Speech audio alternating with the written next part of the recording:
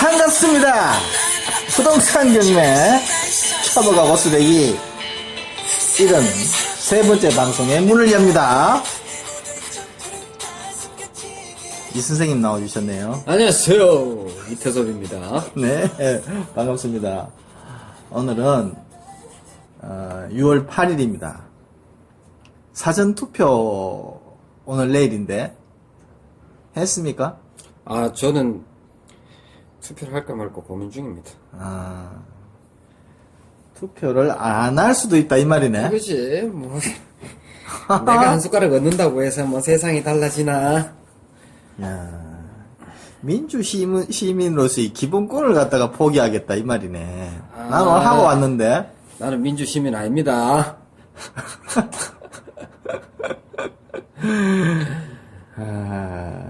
우리는 진짜 너무 정치에 과잉이 돼 있어. 그래 생각하나. 우리나라 사람들 정치에 과잉이 돼 있어. 이게 그냥 저기 시골의 촌 할배들도 와, 정치 평론가야 다. 그래. 가짜 뉴스 들고 막 정치 평론 다 해버리고 막. 우리 아버지도 거의 뭐 이건희하고 거의 비슷한 급으로 얘기를 해. 정치의 과잉. 그게 그렇게 나쁘다고는 할 수는 없지. 우리 사회가 근데 이제 변혁의 회오리 바람이 한가운데 서 있으니까. 나는 그런 게 필요하다고 생각해요. 어떤 게? 예. 자기 삶하고 연결되는 쟁점에 대해서 사람들이 좀 집중하고 하면 되는데 그거 관심 없어. 지 목조르는데도 뭐 막 갖다 찍어줘. 그래놓고 정치 평론을 하지 자기 삶으로부터 딱 떠나가지고 막 얘기를 해. 그래서 그래, 뭐, 그것도 하나의 정치적인 표현의 방법이다. 그러니까 너무 추상화돼. 이게 왜 그러냐면은 이 분단 때문에 그래. 분단 때문에. 이게 완전히 섬이거든. 피난민 정서가 있어요. 언제든지 보따리 챙겨야 되니까 이 현실이 내 현실이 아닌 거야. 언제 보따리 싸야 될지도 모르는데. 그러면 그게 잠재의식 속에 있어.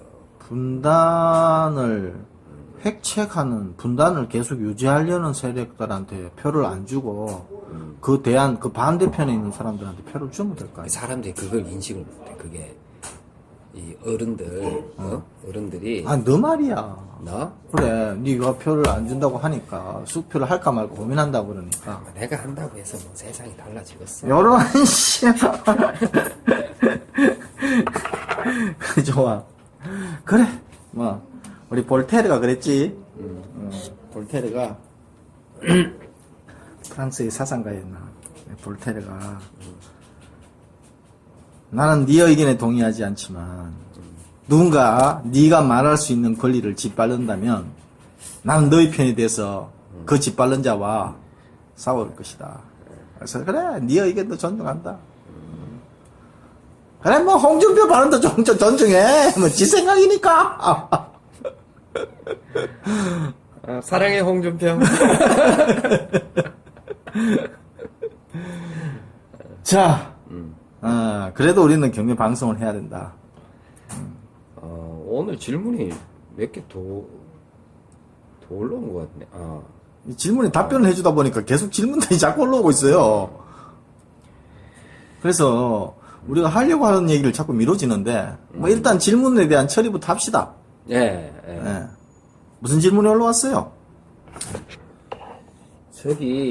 여기 질문을 좀 읽어보면 멍청한 임차 계약을 한 임차인인데요. 조언 부탁합니다. 그 일본에 사신다는 분. 안녕하세요. 저는 일본에 있으면서 팟캐스트를 재밌게 듣고 있는 사람인데 듣다 보니 이제까지 제가 너무 무식했다는 것을 알았습니다. 어머니가 90세이시고 병원 중이시라서 병원에 계신데 어머니 이름으로 보증금 1억 원에 월세 20의 임대차 계약을 했습니다. 그 계약을 한 시점에 이미 오래전의 근저당이 들어 있었는데 금액은 7,500 정도였다고 기억하고 있습니다. 현재 시가가 3억 5천 이상인 아파트이므로 문제가 없다고 생각을 하고 임대차 계약을 했습니다. 이사를 했고 어머니 주민등록을 했으며 확정일자를 받고 아무 걱정 안 하고 있었는데 방송을 듣다 보니 문제가 있다는 것을 알았습니다. 선순위 임차인도 아니고 소액 임차인도 아니고 게다가 어머니가 연세가 너무 높고 중한 병환 중이라는 것입니다. 이런 경우 어머니가 돌아가시면 어떻게 되는 겁니까? 혹시나 해서 20살짜리 조카, 즉 어머니의 손자도 함께 전입신고를 해두었습니다. 동생 집이 가까워서 조카가 가끔 어머니 집에 들러서 병원에서 필요한 물건을 병원에 가져다 드리고는 있지만 이 선생님의 가르침에 의하면 적법한 주민등록이 아니겠지요. 이런 상황에서 어떻게 하는 것이 최선의 방법일까요? 2년 계약이 종료하는 시점은 2019년 3월입니다. 계약을 연장하지 않고 확실하게 문제가 안 될 곳으로 이사를 할 예정이기는 한데 그때까지도 불안하군요. 경매와는 반대 입장의 문제인데 이런 경우도 경매 공부에 도움이 되지 않을까요? 가능하시다면 조언 부탁드립니다.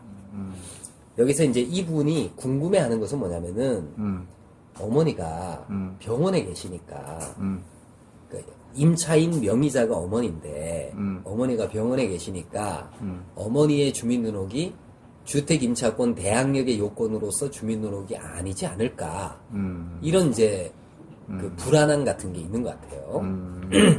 근데 그거보다 더 전제돼야 될 게 있다. 그 어머니가 한국에 살고 있는지 지금 일본에 살고 있어서 지금 일본 민법을 따져야 되는 건지. 아유 한국이네 보니까. 어머니는 한국인가? 그치. 한국에 거주한다고 얘기하고 있지는 않은 것 같은데. 자기가 일본에 거주하고 있는데.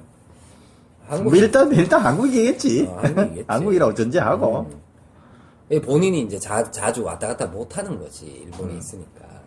어머니가 나이가 연세가 90이면 자기는 최소한 60대거나 최소한 뭐 아무리 그 시기 해도 50대 이상이네.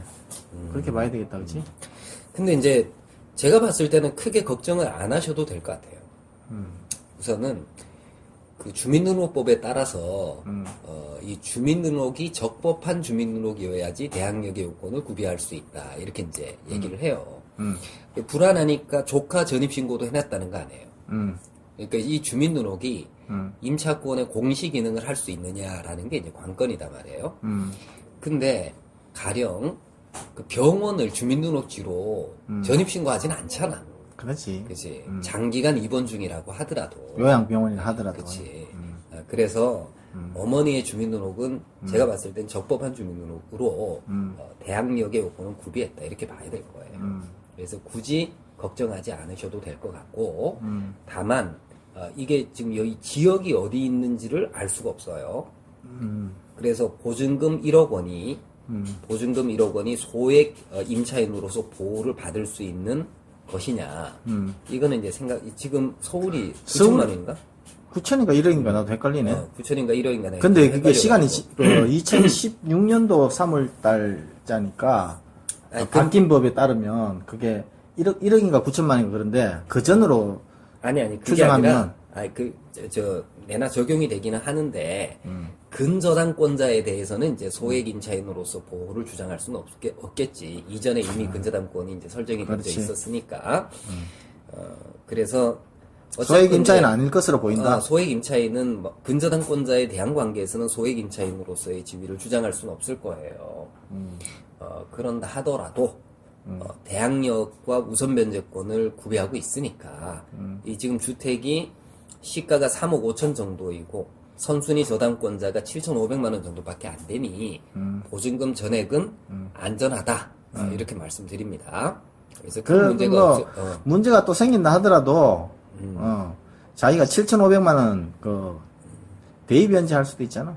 그렇지. 뭐 이제 그럴 수도 있고 큰 문제가 이제 없다 이렇게 이제 먼저 걱정을 안 하셔도 될 것 같다. 이제 그렇게 이제 말씀드리고 대부분 3억 5천짜리 아파트 같으면 낙찰은 거의 3억 원대 초반에서 이루어지니까. 그리고 자, 이제 어머님이 연세가 높고 어머니가 돌아가시면 어떻게 되느냐. 어머니가 상속. 이제 돌아가시면은 주택 임차권도 재산권이기 때문에 상속의 대상이 돼요.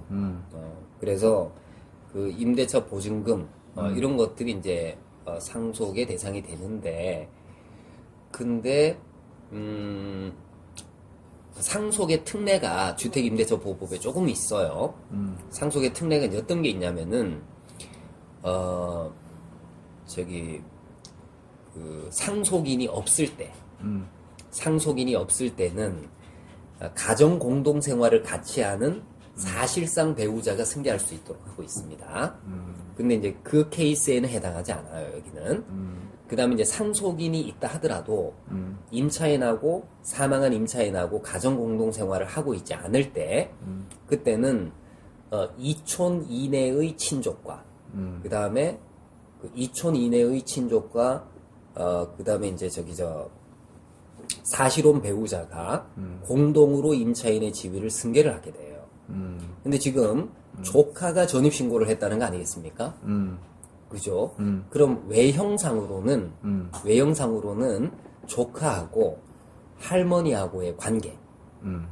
여기 이촌간이에요. 자기한테는 그렇네. 조카지만 할머니한테는 그렇네. 이촌이단 맞네. 말이야. 그러면 이 주택임대차 보증금을 조카가 승계하게 됩니다. 상속의 특례가 돼서. 근데 가정공동생활을 해야지 그런 효과가 생기는데 가정공동생활을 하고 있다고 평가될 여지가 굉장히 높아요. 같이 전입신고를 해놨고 그 다음에 왔다 갔다 하고 있으니까. 그렇지. 그러니까 이제 연로한 사람을 갖다가 자기가 직접 모시고 있으니까. 그러니까 이제 왜 그 주택임대차보호법의 특례는 뭐냐면은 어쨌건 같이 사는 사람의 주거생활 안정을 확보하기 위해서 상속의 특례를 인정해서 같이 사는 사람이 임차인의 지위를 승계를 하도록 그렇게 이제 만든 법이에요. 그러니까 이제 이분은 오히려 걱정해야 될 게 가족 간의 분쟁이 생길 가능성이 있다. 그렇네. 이걸 주의를 하셔야 자기가 보증금 1억을 상속하는 게 아니라 그 그치. 조카가 그러니까 어머니한테 주는 게 아니라 바로 대습 상속 바로 조카한테 바로 내려. 아니 그 대습 상속이 아니라 그 대습 상속은 주택 임대차 보호법에 따른 임차인 지위 승계가 이루어질 가능성이 있어요. 조카한테로 바로. 조카한테. 2천이네 보겠다. 할머니니까. 그렇지. 그래서 그런 뭐 설마 뭐 분쟁이 생기게 하겠습니까만은 돈 앞에 분쟁은 친족을 가리지 않습니다. 맞습니다. 그래서 권력도 마찬가지입니다. 미연에 방지하는 것이 중요하다. 이런 말씀 드려요. 괜히 이거 분쟁 생기면은 이 친족 간에 소송 한이 많이 뭐 이런 문제가 생기고 아주 복잡해집니다. 그러니까 미연에 방지를 하는 것이 중요하다. 이렇게 잘못하면 그 보증금을 이분은 주인이 그냥 안 줘도 되고 주인이 꿀꺽하지 않느냐. 그걸 걱정했는데 주인이 아니라 사실은 조카가 그럴 수 있다. 조카가 가장 위험한 존재다. 재밌네요. 이런 네. 케이스죠. 네.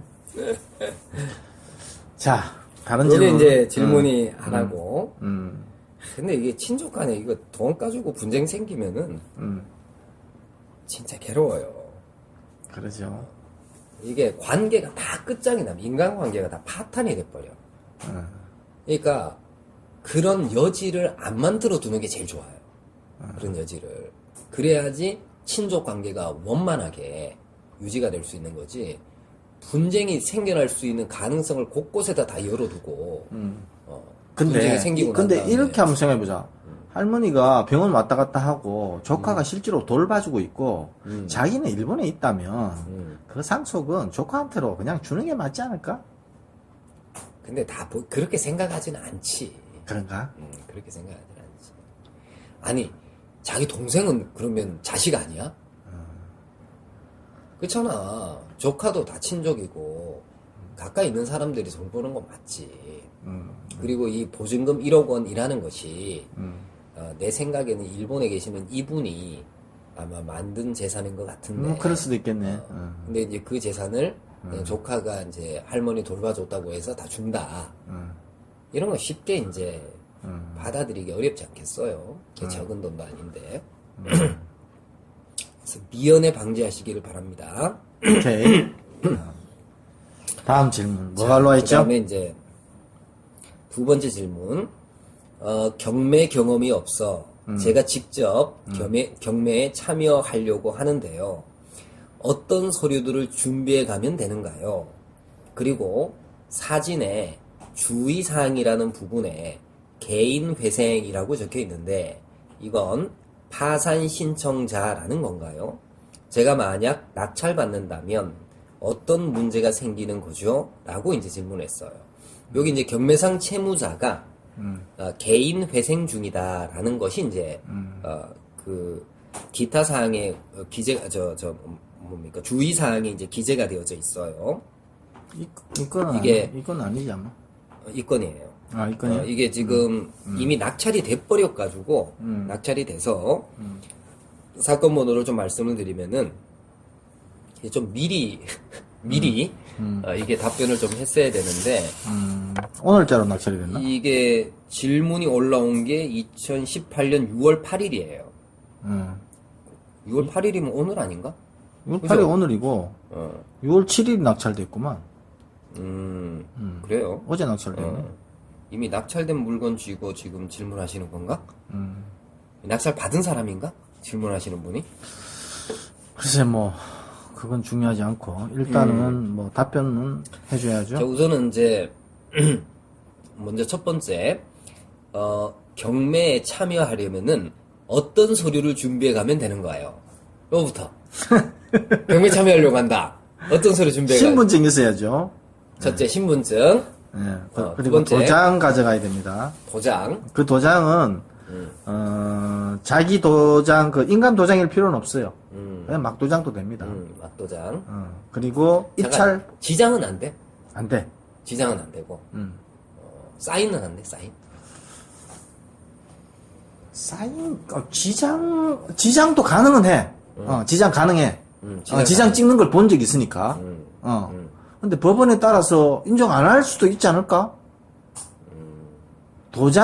자기 도장을 안 찍었다고 무효다라고 그렇게 하는 거는 못 봤어요. 근데 도장 안 찍었으니까 도장 안 가져왔습니다. 그럼 지장이라도 찍으세요 하는 걸 본 적이 있다고. 그렇다면 도장 안 찍어도 되지 않을까? 그런데 다 도장 다 찍으니까 도장 가져갔어요. 자, 도장 또 두 번째 그리고 입찰 보증금 가져가야죠. 돈 가져가야 돼. 돈. 입찰 보증금은 돈은 어때? 수표도 돼?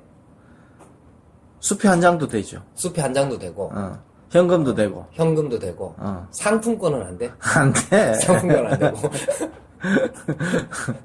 현금 또는 수표. 현금 또는 수표. 어음은 안 되지. 어음은 안 되고 어. 수표도 가게 수표 뭐 당자 수표 이런 거 안 되나? 되지. 안 돼. 자기 자기 앞 수표만.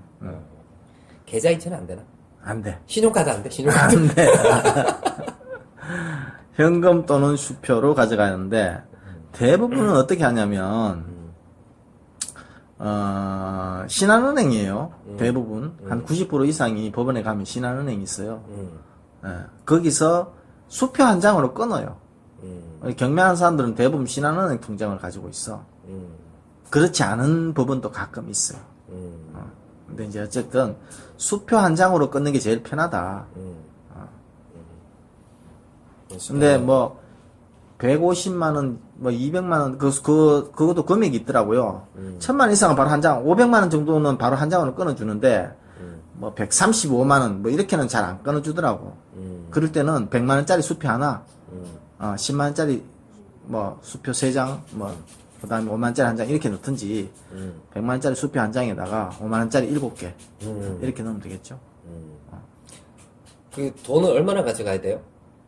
최저 매각가의 10%죠.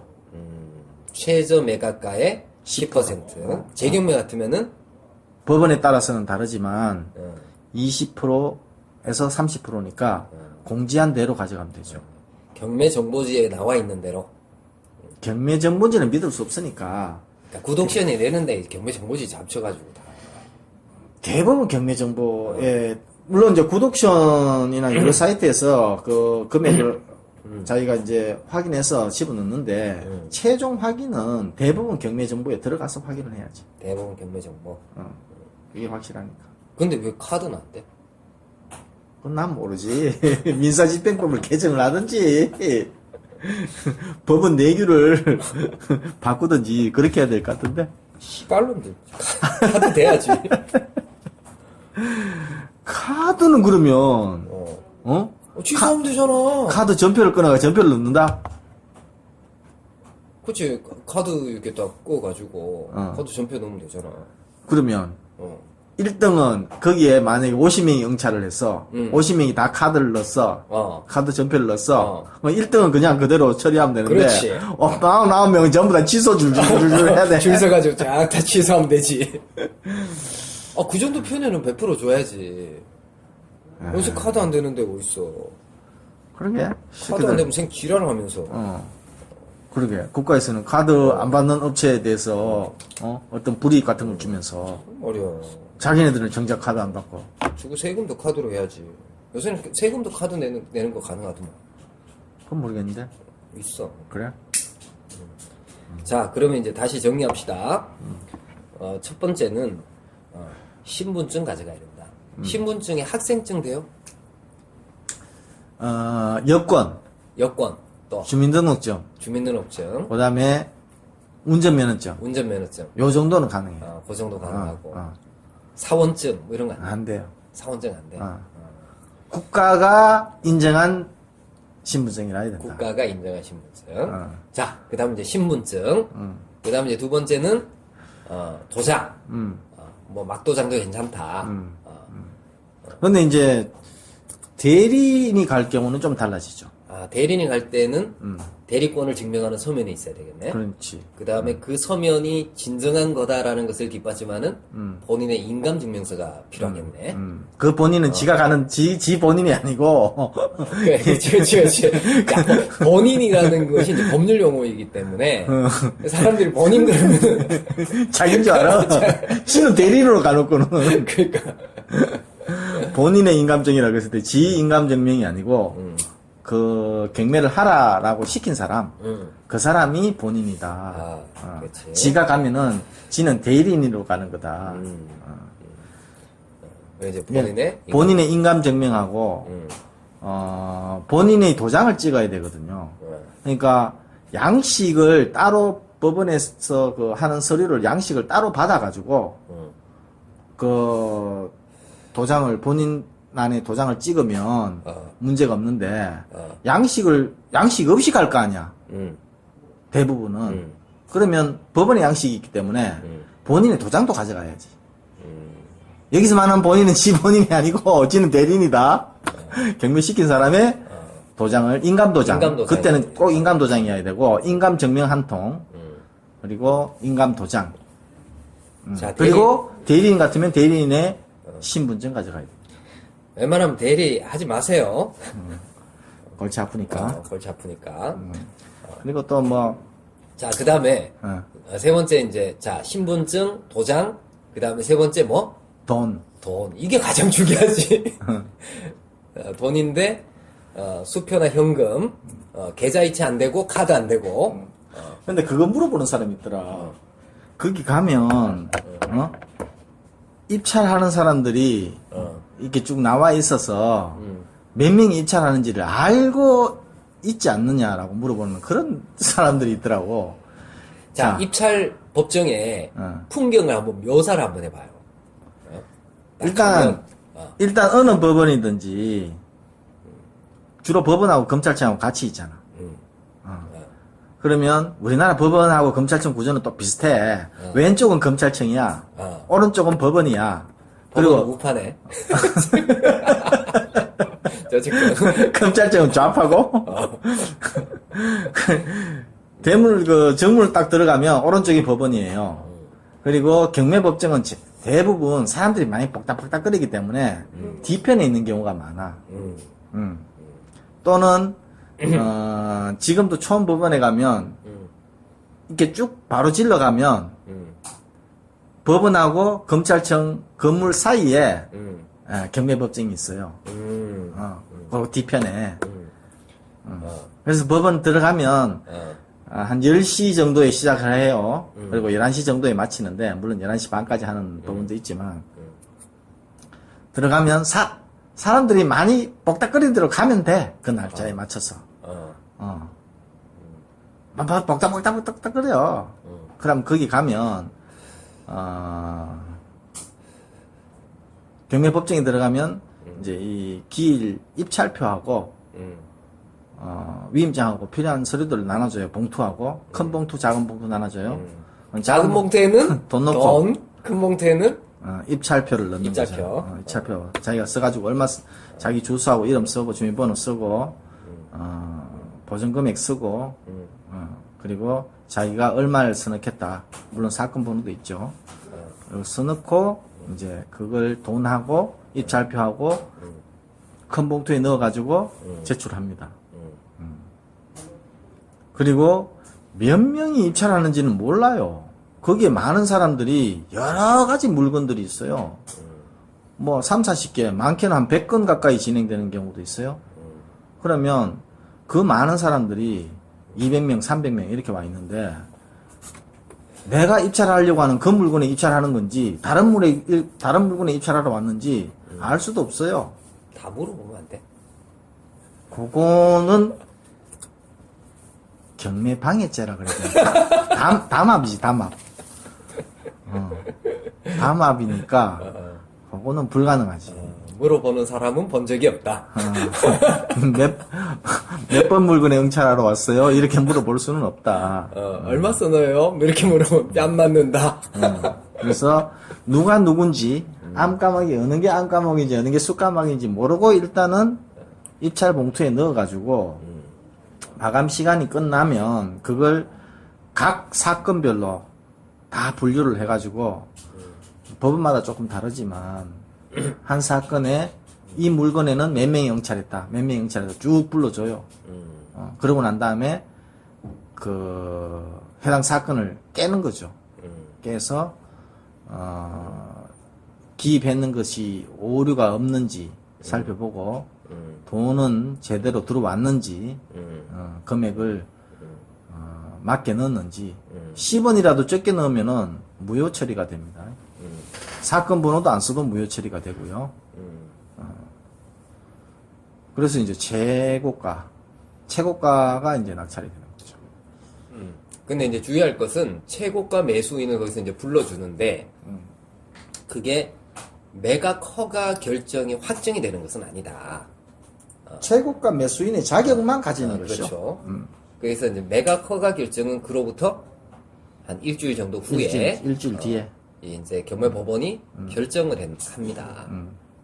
그래서 최고가 매수인이 되었지만 이러저러한 이유들로 인해서 매각 불허가 떨어질 수도 있어요. 그렇죠. 농취증을 그 사이에 농취증 그러니까 예를 들어 전을 샀다, 답을 샀다, 과수원을 샀다. 전답 과수원이 농지인데 그 농지는 농지 취득 자격 증명이라고 하는 서류를 넣어야 돼요. 그 서류는 시구 읍면동에서 그 신청해서 발부를 해주는데 그런 서류가 필요하다든지 또는 매각 절차상의 하자가 있다든지 뭐 그러면 법원이 직권으로 불허가 신청을 할 수도 있겠죠. 자, 어쨌건 자 이렇게 해서 이제 그 준비해야 되는 서류들 요거는 이제 그렇게 우리 김 사장 얘기한 대로 정리를 하시면 되고 지금 이 사건에서는 주의사항이라는 부분에 개인 회생이라고 적혀 있는데 자 이건 파산 신청자라는 건가요? 파산법이 이제 개정이 돼서 지금은 채무자 회생 및 뭐 파산에 관한 법률인가 이렇게 파산법이 통합이 됐어요. 그래서 이제 회생 절차에 개인 회생, 법인 회생 뭐 등등이 있고 그 다음에 이제 파산 절차 이런 식으로 나뉘어져 있는데 경매상 채무자가 개인 회생 절차 진행 중에 있다. 라는 것에 이제 불과해요. 그러니까 뭐 그래서 이게 경매 낙찰자에게 어떤 영향을 주거나 하지는 않습니다. 다만 절차 진행이 영향을 받을 수는 있어요. 매각이 되기 전에 뭐 이렇게 그 어떤 뭐 여러 가지 이유들로 인해 가지고 이제 취하가 된다든지. 경매 자체가 이제 중간에 취하가 된다든지 이럴 수는 이제 있는데 근데 지금 이 사건 같은 경우에는 관련 사건 이거 찾아보면 돼요. 관련 사건 들어가 보니까 여기 들어가 보니까 개인회생 신청을 취하를 했어요. 그래서 이제 아무런 이제 문제가 없는 케이스고 설사 이제 개인회생 중이라고 하더라도 매각이 이루어지게 되면 이건 뭐 채권자들 사이에서 뭐 어떻게 처리할 일이고 이 저 경매상 낙찰자가 영향을 받지는 않습니다. 자, 이 얘기를 했는 김에 한번 이분이 물어본 게 사건 번호가 2017 타경 7640이에요. 고양시 일상동구 중산동에 있는 하늘마을 아파트인데 33평짜리예요. 감정가가 3억 2천인데 한 번 유찰이 됐어요. 2억 2,400으로 떨어졌을 때 몇 명이 들어왔느냐? 17명이 입찰을 했어요. 그래서 얼마에 낙찰됐느냐? 3억 411만 4천에 낙찰됐어요. 감정가의 95%에 낙찰이 됐는데 이것처럼 뭐 이게 좀 시세는 제가 조사를 좀 안 해봐서 죄송한데 일단 감정가가 시세라고 믿고 그러니까 3억 2천짜리가 3억을 넘겼다라는 거죠. 결국은 뭐냐면 이 감정가의 95%예요. 그래서 금매로 나온 걸 사도 거의 이 수준에 살 수 있다. 그래서 제가 요즘 저기 지식인에 들어가서 경매 관련들 질문들을 답변을 해주는데 99% 이상이 아파트에 대한 경매에 대한 질문이에요. 초보자들이 하는 질문인데 그 외에 토지나 뭐 다른 것들이 가끔 있는데 아파트로 초보자들이 뭐 제일 쉽게 접근할 수 있는 게 아파트인데 아파트를 경매로 취득하고자 하는 것은 별다른 이익이 없다. 실익이 없다. 실익이 없다. 여러분 이제 경매는 물건 안 보고 사는 겁니다.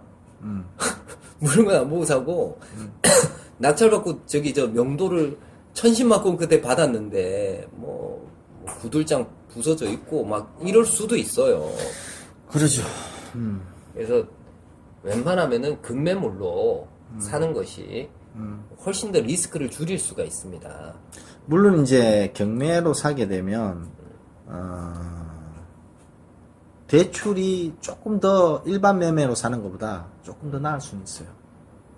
일산 동구도 경매 저기 저 여기도 대출 그렇게 높지 않을 텐데. 한 뭐 사람에 따라서 좀 요즘 사람 저 채무자 상환 능력도 보니까 뭐 KB 시세에 한 60에서 70% 보시면 될 거예요. 예. 근데 일반 매매로 사게 되면 그까지 안 될 거예요. 예. 그래서 그런 실익 말고는 경매로 아파트를 사는 거는 지금으로서는 별로 실익이 없다. 이런 얘기. 한두 번 정도 또는 아파트를 굳이 여기에 자기가 거주 목적으로 산다 그러면 뭐 담은 500만이라도 싸게 살려고 한 1000만이라도 싸게 살려고 입찰하는 거는 이해는 하겠지만 경매로 수익을 보려고 하는데 아파트를 사겠다. 이거는 실익이 없으니까 권하고 싶지 않습니다. 그래. 그 외에 경매로 사게 살 수 있는 돈을 벌 수 있는 다른 아이템들이 많으니까 한번 다른 데로 눈을 돌려라.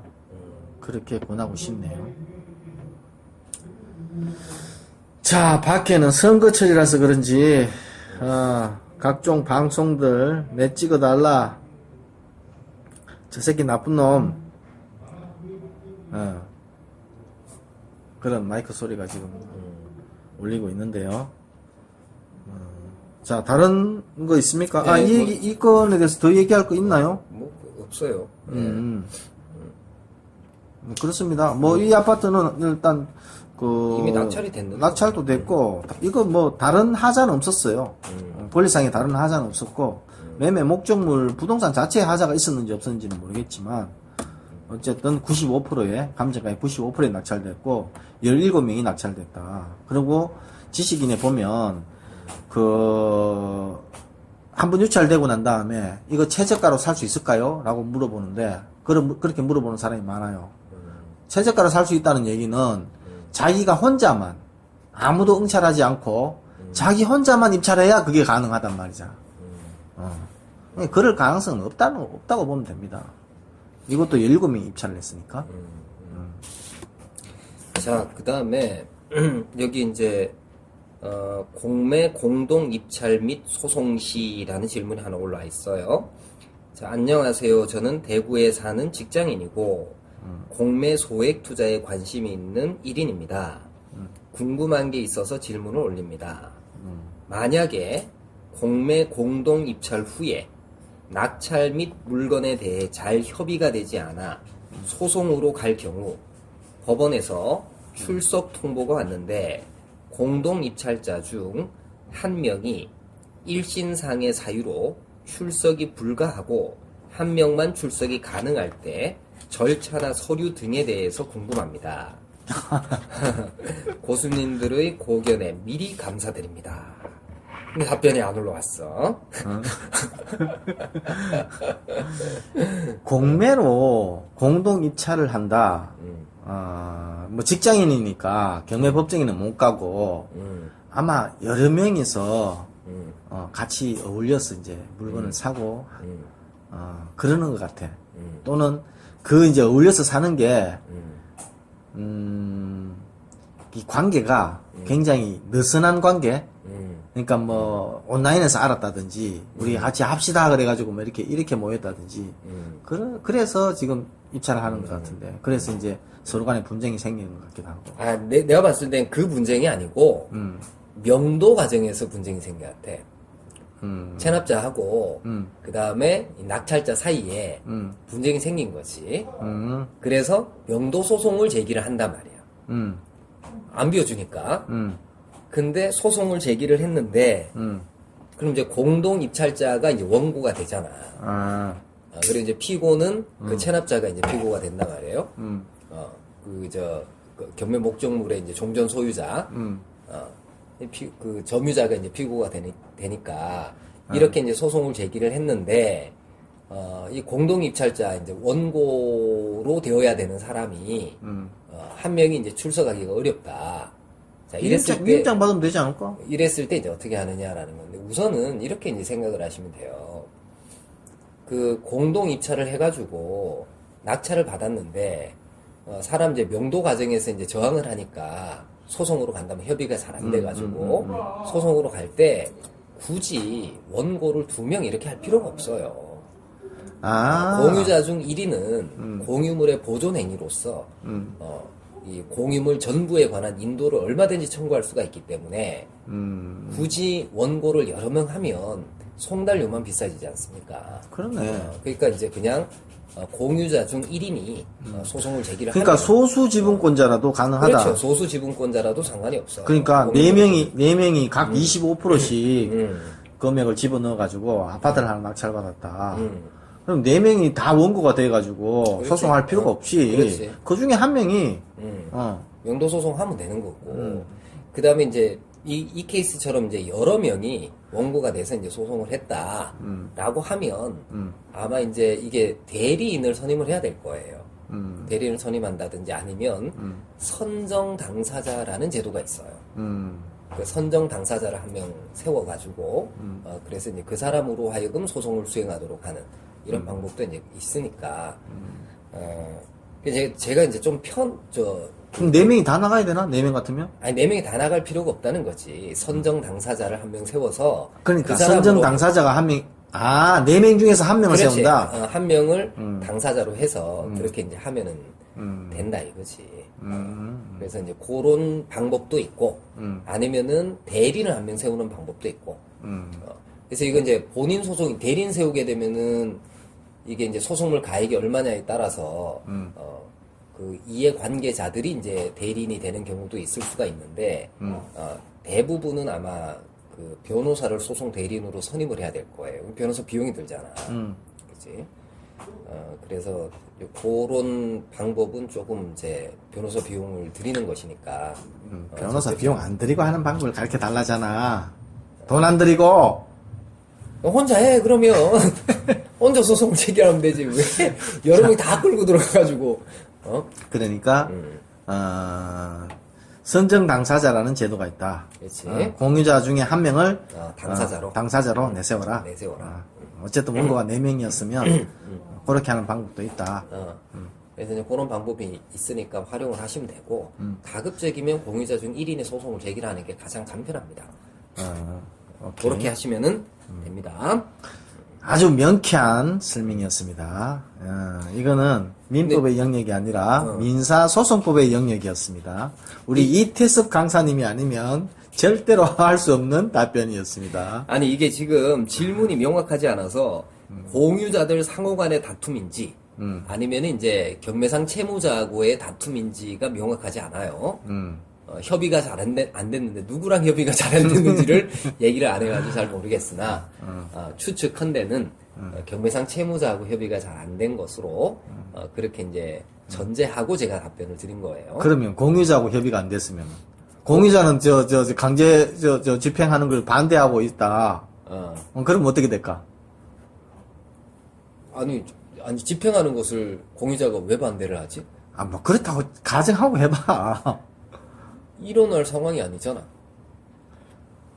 공유자 중 1인이 경매상 채무자에 대해서는 얼마든지 이제 그 보존행위를 단독으로 할 수가 있으니까 명도나 인도 청구하는 것은 얼마든지 가능하고 타 공유자가 그 강제 집행하는 걸 갖다가 반대하더라도 그렇지. 그거 상관없지. 상관없이 자기가 혼자 살 수 있으니까 그러면 그렇게 된 답변이 됐네. 그리고 이제 이럴 수는 있어요.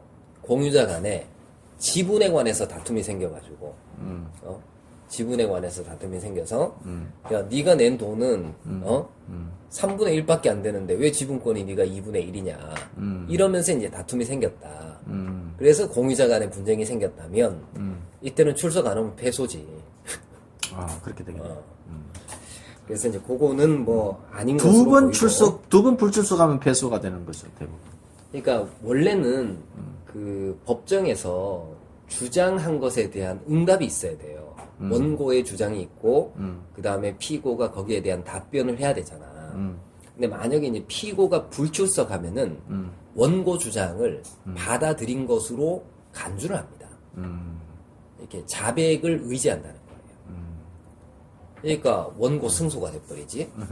그죠? 그 다음에 이제 원고가 불출석하게 되면은 그러면은 이게 소액 사건 심판 법정에 가보면 피고는 한 번 불러요. 피고 누구누구 응답이 없으면 원고 승 딱 때리고 원고 누구누구 이렇게 불렀는데 대답이 없어. 원고를 한 번 더 불러줍니다. 한 번 더 불러가지고 답변이 없어. 그럼 이제 뭐 청구가 기각이 되든지 그렇게 되겠죠. 그래서 이제 불출석하면은 상대방의 주장을 받아들이는 것으로 되기 때문에 그때는 이제 나가야 돼요. 근데 만약에 뭐 어떤 사유로 두 번 불출석을 했어. 그래서 원고 패가 됐어요. 근데 똑같은 사건으로 다시 소송을 청구할 수 있을까? 그게 이게 원고가 불출석하면 취하가 간주되나? 네, 정확하게 지금 기억이 안 나네. 좀 뭐야? 취하가 간주가 되면은 그때는 이제 다시 소를 제기하는 게 가능해요. 근데 원고 청구가 기각이 되고 판결이 확정이 되면은 다시 소송 제기하는 게 안 됩니다. 취하 간주인지 그거는 제가 다시 확인해 가지고 말씀드릴게요. 오케이. 민사소송법을 안 본 지가 거의 한 20년이 돼서 어쨌건 그렇습니다. 자, 이렇게 해서 이제 우리가 질문에 대한 답변 3가지를 했네요. 또 있어요? 여기 뭐 올라온 게 있는데 이거는 질문은 아닌 것 같아요. 그래요? 질문은 아닌 것 같고.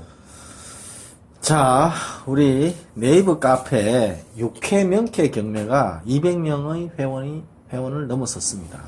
그러면서 질문들이 자꾸 올라와요. 그래서, 되도록이면, 이 질문들에 대해서 성실하게 답변을 하려고 하고요. 이 시즌2에서는, 되도록이면 경매 초보자들을 위한, 그런 시간들을 가져보려고 했는데, 이게, 그 시간을 안 주네? 시작을 하려고 했는데, 그래서, 일주일이 되니까 또 질문들이 쌓여있고 해서 계속 질문들에 대한 답변 시간을 갖는 걸로, 네. 네, 지금 우리가 시간을 갖고 있습니다. 자, 그리고 이제 조만간에 우리 경매 강좌를 한번 기획을 할 테니, 경매 초보자 분들께서는 그 경매 강좌를. 근데 이제 경매 강좌를 어느 수준에 맞춰야 될지가 참 꽤 거시기하네. 초급반, 중급반 나누면 되지. 초급반을 받아가지고, 이제 초급반은 이제 경매의 입문 과정. 그렇지. 경매 입문 과정으로 우리의 프로그램 어떤 식으로 짤 생각이냐면은, 경매 ABC부터 가르쳐가지고 한건 낙찰받는 데까지. 한건 낙찰받는 데까지. 고객이 오케이 할 때까지. 고객이 오케이 할 때까지. 그리고 중급반 이상은 뭐, 특수물건. 그렇지, 특수물건.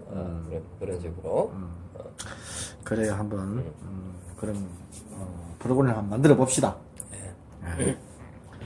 자, 그러면, 오늘 얘기는 여기서 마치는 걸로 할까요? 예. 네, 알겠습니다. 그래요. 예. 이런 세 번째 방송, 초보가 고수되기, 여기서 마치도록 하겠습니다. 고맙습니다. 수고하셨습니다. 네.